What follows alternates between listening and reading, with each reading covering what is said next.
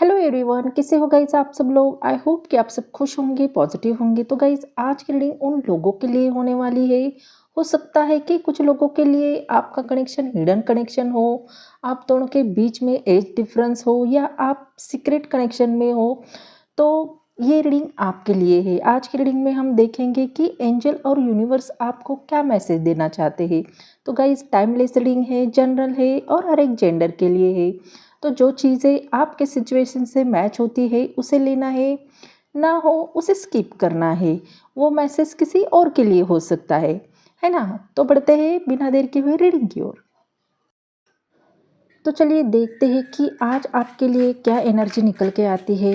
Angel divine से पूछते हैं, angel divine spirit guide please guide कीजिए जो भी मेरे व्यूअर्स इस रीडिंग को देख रहे हैं, तो उनके पार्टनर इनके लिए क्या सोच रहे हैं और मेरे व्यूवर्स के लिए क्या मैसेज है। Please guide me. Mother universe please बताइए। एंजल डिवाइन प्लीज़ गाइड मी।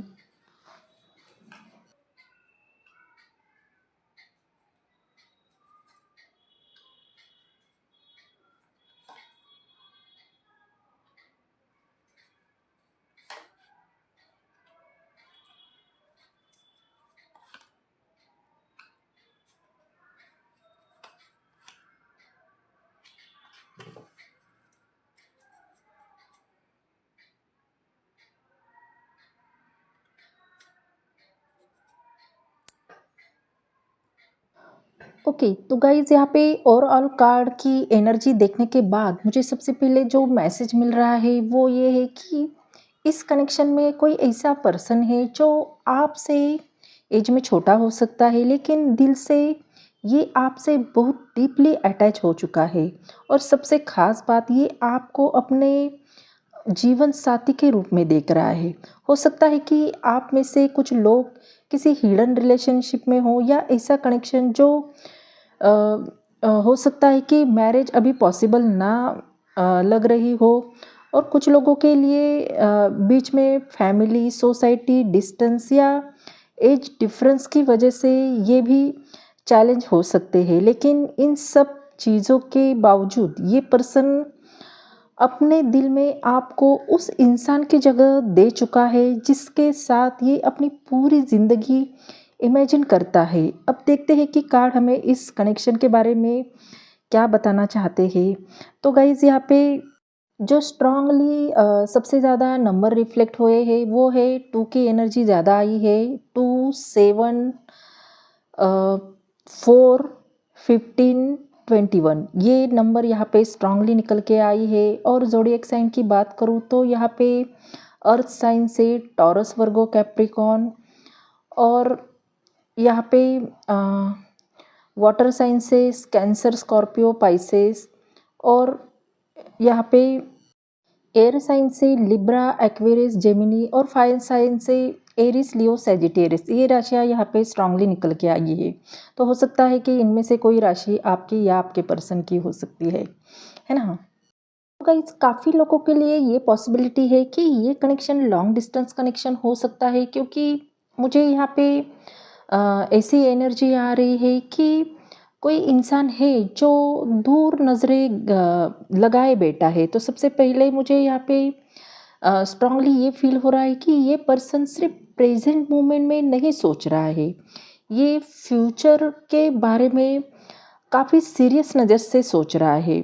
अगर आपके और आपके पर्सन के बीच में कोई एज डिफरेंस है, या आपके पर्सन आपसे उम्र में छोटे हैं, तो हो सकता है कि कभी कभी उन्हें लगता हो कि लोग इस कनेक्शन को समझेंगे या नहीं, है ना। क्योंकि दिल के लेवल पर ये एज डिफरेंस उनके लिए उतना इम्पोर्टेंट नहीं जितना वो आपको इम्पोर्टेंट मानते हैं।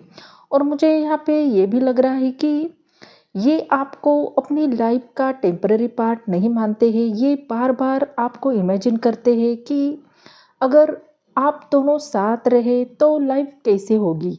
तो ये सिनेरियो बना रहे हैं, इमेजिन कर रहे हैं, जैसे ये कनेक्शन उनके दिमाग में सिर्फ अट्रैक्शन तक सीमित नहीं है, बल्कि फ्यूचर की प्लानिंग तक पहुंच चुका है। और सबसे इंटरेस्टिंग बात, ये पर्सन जल्दबाजी में कोई डिसीजन नहीं लेना चाहता है। ये पहले अपनी सिचुएशन को स्ट्रांग बनाना चाहता है, ताकि जब बाकी अ, आपके सामने वो आए तो कॉन्फिडेंस के साथ आए। और यही वजह है कि बाहर से ये भले ही आपको स्लो लगे, लेकिन अंदर ही अंदर ये इस रिश्ते को काफ़ी दूर नज़र से देख रहे हैं, है ना?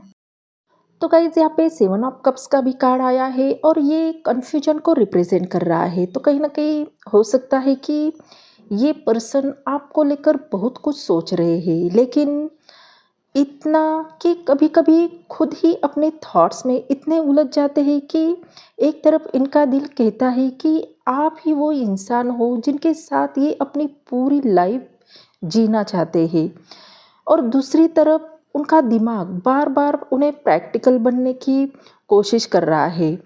तो हो सकता है कि उनका दिमाग कह रहा है कि क्या एज डिफरेंस प्रॉब्लम बनेगा? क्या आप क्या सोचते होंगे, फैमिली या सोसाइटी का रिएक्शन कैसे होगा? लेकिन एक बात यहाँ पे नोटिस करने वाली है कि इनकी कन्फ्यूजन आपको चूज़ करने को लेकर नहीं है। कन्फ्यूजन सिर्फ रास्ता कैसे बनेगा, इस बात को लेकर है ना? और कई लोगों के लिए ये भी हो सकता है कि ये पर्सन आपसे बात करने से पहले हर पॉसिबल आउटकम अपने दिमाग में इमेजिन कर लेता हो। इसी वजह से कभी ये एक स्टेप आगे बढ़ते हैं और कभी अचानक थोड़े साइलेंस हो जाते हैं, है ना? पर जितना मैं यह फ़ील कर रही हूँ, उनके दिल में आपकी जगह अभी भी सबसे अलग है। बस अब उन्हें अपने डाउट से बाहर निकलना है ना? तो गाइज़ मुझे यहाँ पे नेक्स्ट एनर्जी इनर कॉन्फ्लिक्ट की दिखाई दे रही है, और मुझे यहाँ पे ऐसा लग रहा है कि कहीं न कहीं ये पर्सन इस वक़्त 2 इमोशन के बीच में अटका हुआ है ना? एक तरफ दिल बार-बार आपकी तरफ खींच रहा है, और दूसरी तरफ ये खुद को रोकने की कोशिश भी कर रहे हैं। इसलिए अगर आपको कभी लगे कि इनका बिहेवियर मिक्स लग सकता है, कभी बहुत क्लोज, कभी अचानक से डिस्टेंस, तो उनके पीछे यही एनर्जी हो सकती है। और मुझे यहाँ पे उनके ईगो से ज़्यादा फियर ऑफ रिजेक्शन फील हो रहा है। शायद ये सोचते हैं अगर मैंने अपनी फीलिंग हॉनेस्टली बता दी तो सामने से सेम रिस्पॉन्स नहीं मिला, तो या फिर एज डिफरेंस की वजह से आप उन्हें सीरियसली लेंगे या नहीं? तो ये सवाल भी इनके दिमाग में चल सकता है ना? लेकिन एक बात तो यहाँ पे क्लियर हो रही है कि ये डिसीजन आपको छोड़ने का नहीं ले रहे हैं, ये बस सही वक्त और सही तरीके को समझने की कोशिश कर रहे हैं। और मुझे यहाँ पे स्ट्रांगली ये फील हो रहा है कि जितना ये बाहर से इमोशन को कंट्रोल करते देखते हैं, अंदर ही अंदर उतना ही स्ट्रांगली आपसे इमोशनली अटैच होते जा रहे हैं, है ना? तो गाइज नेक्स्ट एनर्जी हमारी डेविल की आई है, और ये कार्ड हर बार नेगेटिविटी को नहीं दर्शाता है।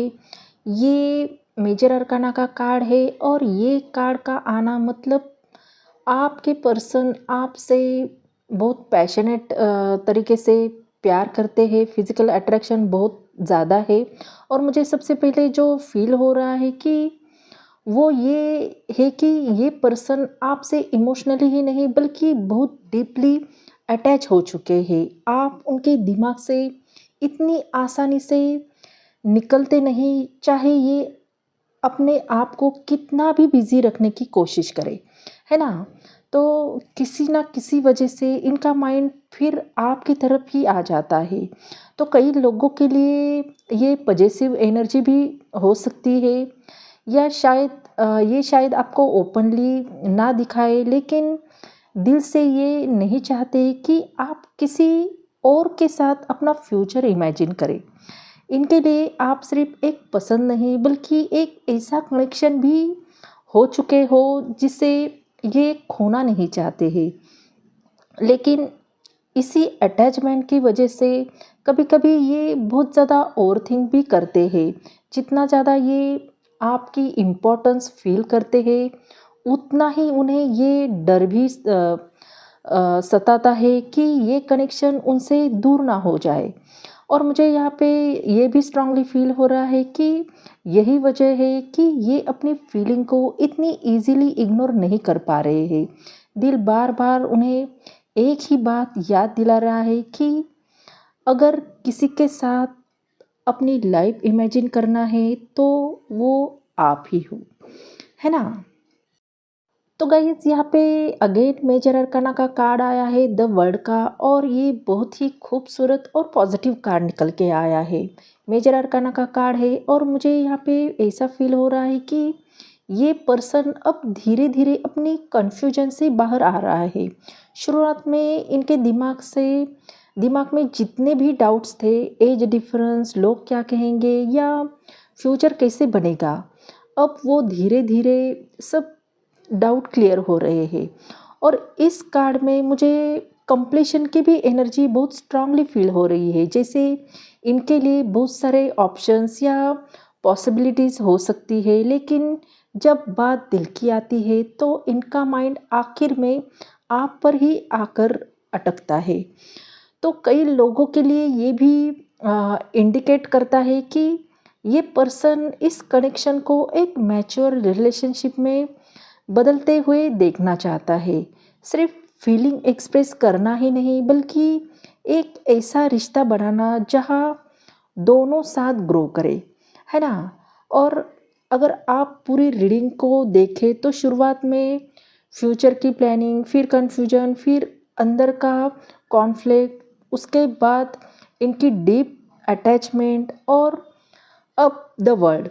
तो ये सीक्वेंस मुझे यही बताता है कि इनके लिए आप कोई टेम्पररी चैप्टर नहीं है। तो इनके दिल में एक फीलिंग बार बार आ रही है, अगर